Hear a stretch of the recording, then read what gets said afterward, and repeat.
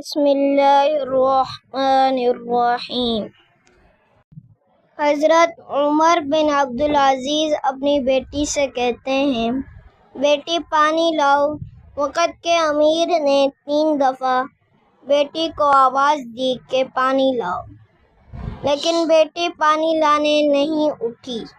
بیوی پانی لے کے آئی، کہنے لگی یہ پیالہ لے لیں، تو حضرت عمر بن عبدالعزیز ناراض ہو گئے۔ کہنے لگے جسے پانی لانے کو کہا تھا وہ کیوں نہیں لائی؟ تو کیوں آئی ہے؟ کیا میری بچی نافرمان ہو گئی ہے؟ تو بیوی کہنے لگی اس کا کرتا پھٹ گیا ہے، دوسرا کرتا پاس نہیں ہے، اس کے وجود کا کچھ حصہ اس کرتے کی وجہ سے نظر آ رہا ہے۔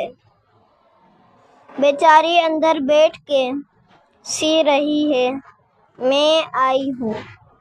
حضرت عمر بن عبدالعزیز سے زوجہ کہنے لگی جب سے آپ امیر المؤمنین بنے ہیں ہمارے فاقے چلتے ہیں، غربتیں ہیں، بیٹیاں تو سب کی پیاری ہوتی ہیں، اور اگر بیٹی کے لیے جوڑا نہ ہو تو پھر بیٹی باہر کیسے آئے؟